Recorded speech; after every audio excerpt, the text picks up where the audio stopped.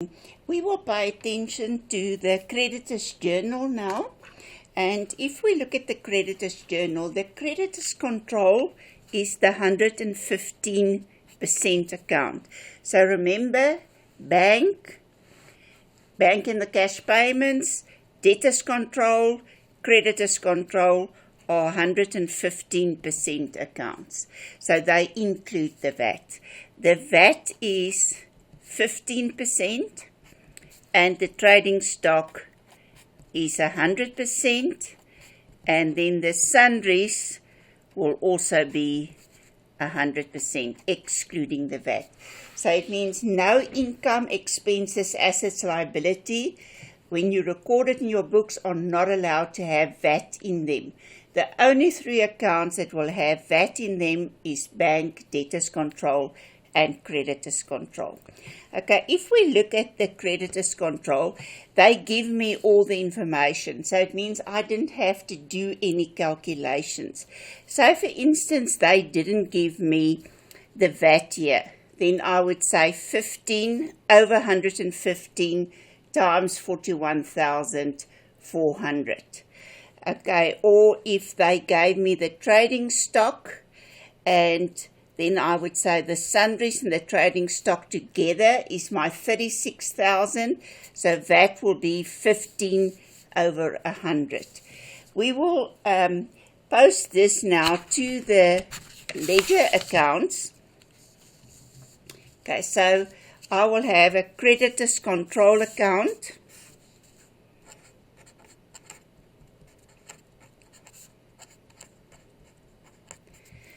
And a VAT input account, because when we buy goods, the goods come into the business and we can claim the money from SARS, and then the VAT will come back to us. And we will have a trading stock account.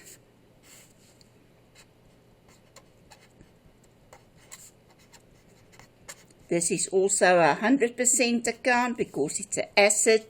And we don't know what that 6,000 is. So I'm just going to pretend that they gave us the 6,000 and said we bought equipment for 6,000. Okay, so creditors is a liability. It will be increased on the credit side. So we will show the 41,400 on the credit side, and this will be sundry accounts, because this amount will be split between different accounts on the debit side. In the VAT input, I will debit, because VAT input is an asset to me, and assets increase on the debit side, and I can claim this money back from SARS. And the word that I will write there is creditors control, to indicate that this 5,400 is included in the figure on the credit side. Then I will debit my trading stock account, because it's an asset, and assets increase on the debit side. So I will again write creditors control to indicate that this 30,000 is included in the creditors control on the credit side. And then when I go to the equipment account, I will debit it with 6,000 Rand, creditors control, and this is also included in there. So if I add these figures together on the debit side, they must be equal to the amounts on the credit side. If we go to the creditors allowances journal, the creditors, we returned goods, so they will decrease now. So I'm going to write it on the debit side, and I will write the word sundry accounts. You can also write the creditors allowances and show that I reduce the amount that I owe to my creditors with 2,070. Now, when we bought the goods, we claimed this money back from SARS. if we return goods, it means that we are not going to pay the tax on this 2070 to the creditor, so it means I can't claim it from SARS anymore. So I will credit VAT input, and I will show that the debit entry is included in the creditor's control on the debit side. The trading stock I will also decrease on the credit side because I returned goods, and I will show this 1,800 is included in the debit side. So if I add these two figures together, they will give me the 2,070 that I've recorded on the debit side. Okay, if we look at the creditor's allowances journal and at the creditor's control account, it means that when we buy goods, we claim the full amount back from SARS. If anything happens that we're not going to pay that full VAT to SARS, like for instance we return goods or there's discount received, then we have to reduce the amount that we will claim back from SARS. So it's very important that you must understand that the VAT that we collect doesn't belong to the business, it belongs to SARS.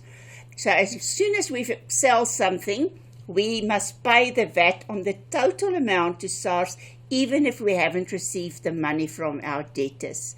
Creditors, the moment that we buy goods, we can claim the VAT back from SARS, not when I pay it. When I buy it, I can claim the VAT back from SARS. So if anything happens later that reduces the amount that I'm going to pay as VAT, like returns or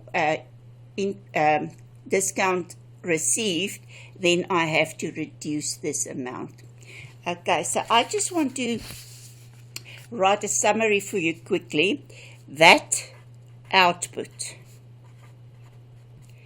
The accounts that's affected by VAT output is sales, so it's in your debtors control, sales returns,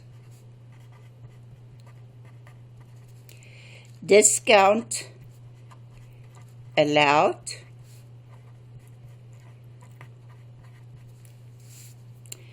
bad debts, and bad debts recovered.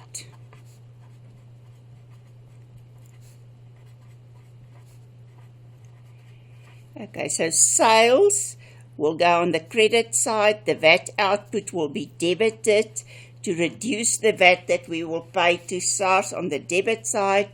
And bad debts recovered, we collected the money again, so it means it's money that will go out. So all these entries has something to do with debtors. Then also here will be income. So any income like services rendered, rent income, whatever income you receive, you also have to pay VAT to SARS. Okay, VAT input will be on purchases, purchases returns,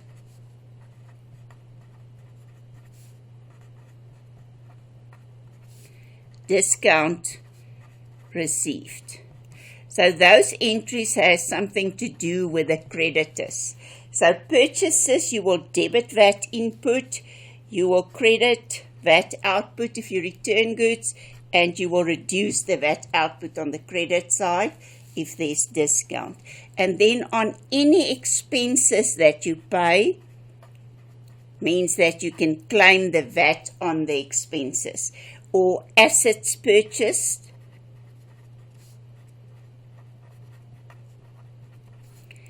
you can claim the VAT back from SARS.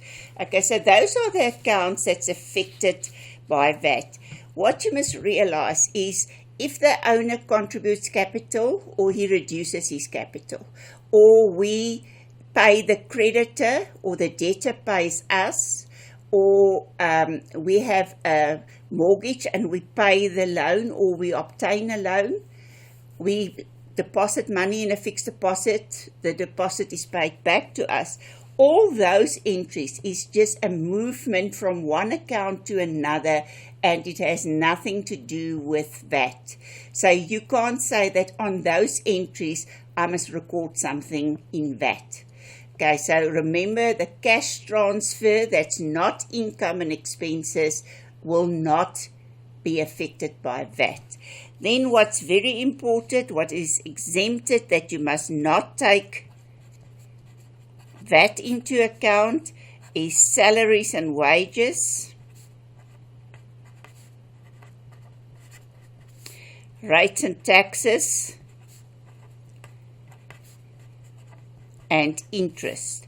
Whether it's interest income or interest received, there's no VAT on it. And then there's one big catch, and this is the one that always have the mistakes in it. So can't claim VAT on refreshments. So if they say you buy refreshments to give to the staff at the office, or you go out and eat out with a colleague, or you have a party that you treat all your staff or customers, you are not allowed to claim the VAT back. So it means the amount that you record as refreshments, any refreshments, catering, whatever, will always include the VAT, because you're not allowed to claim it back. Okay, so it's very important that you must pay attention to the type of entries where you will have to take VAT into account. I'm going to do the general journal in another video,